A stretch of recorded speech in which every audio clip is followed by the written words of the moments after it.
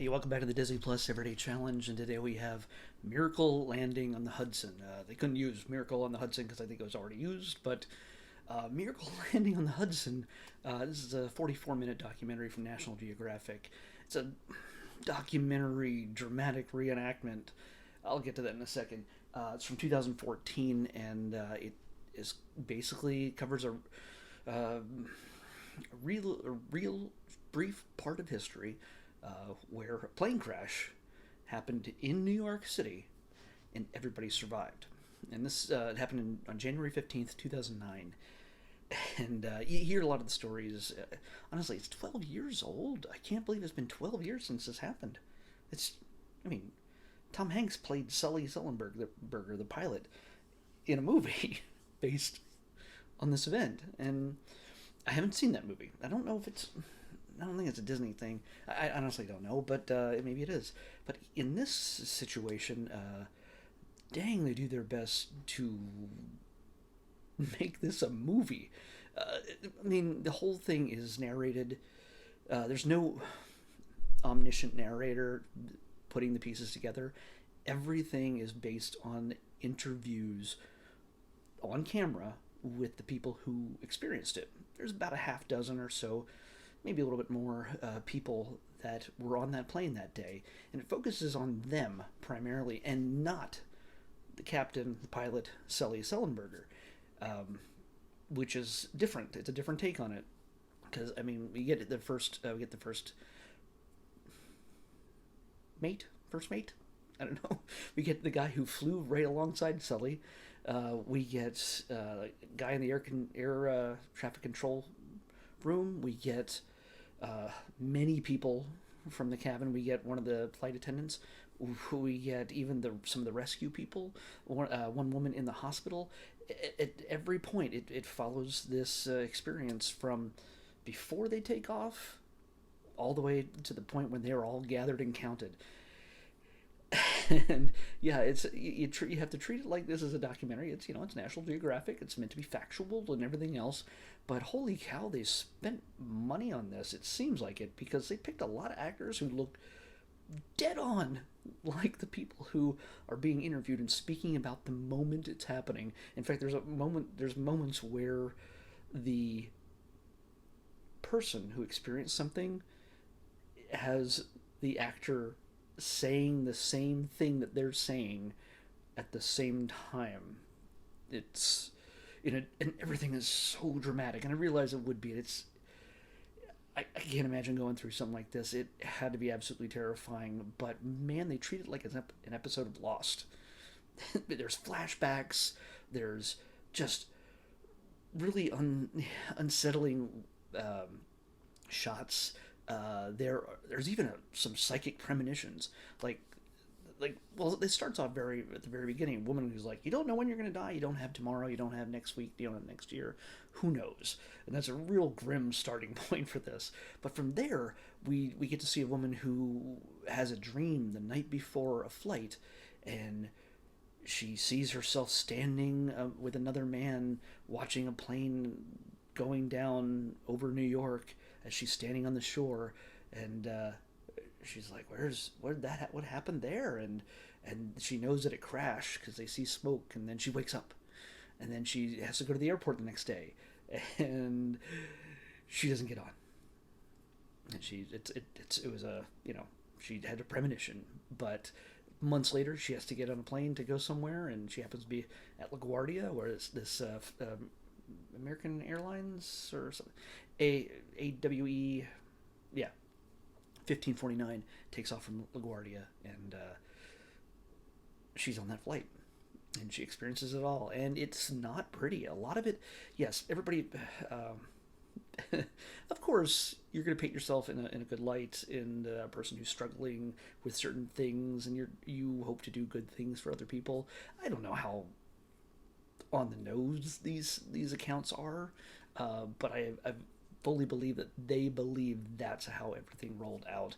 I mean, honestly, if everybody's just climbing over seats and just trying to do whatever they can to survive, there's probably some people who just crawled over people, and they weren't interviewed in this one, in this documentary, crawled over people just to get out.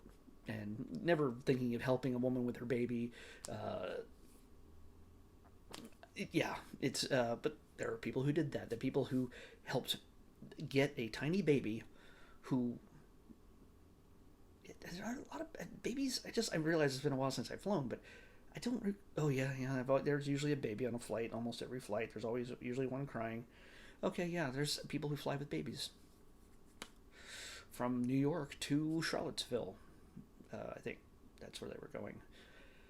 Either way, it's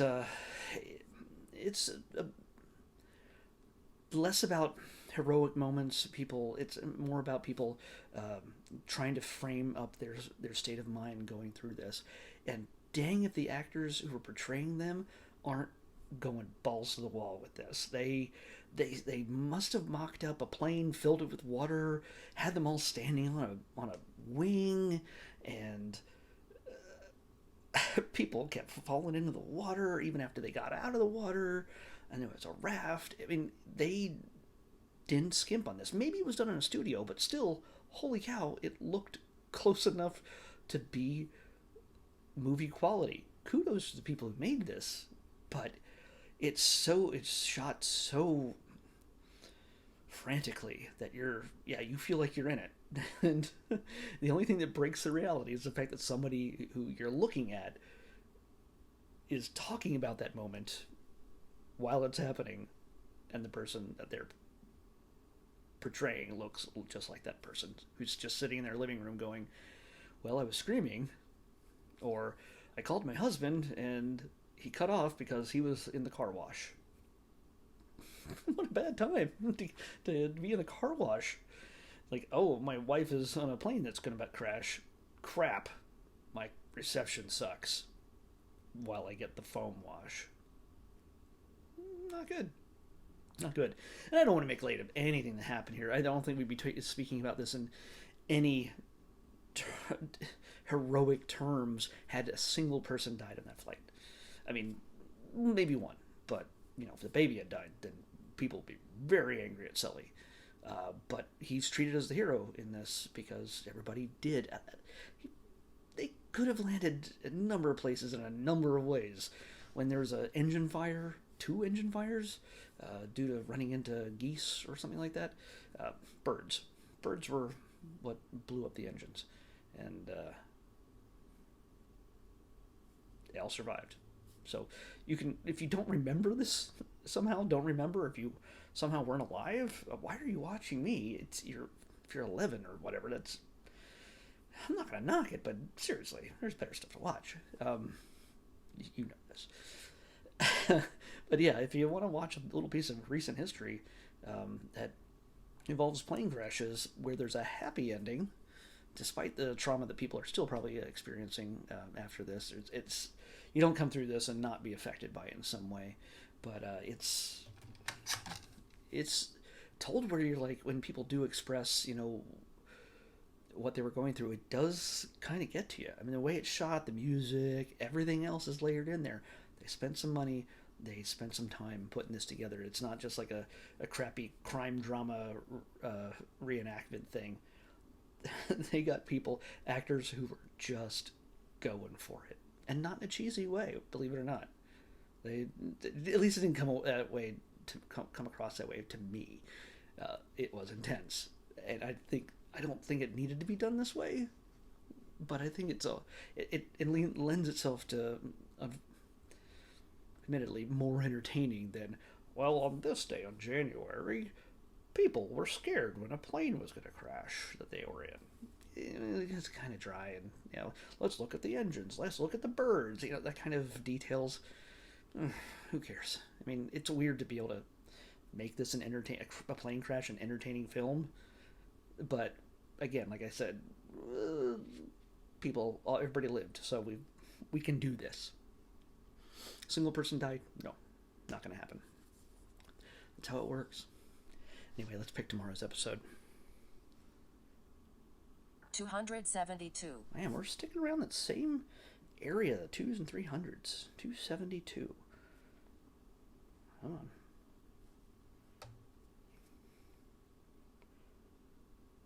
Ha! You know what? Did we? I don't think we've watched it. The original. Dang. Oh well. It's been a long time since I've seen the original, but this is the sequel to the underrated classic. We're going to watch Kronk's New Groove. Kronk's New Groove. Sequel to Emperor's New Groove.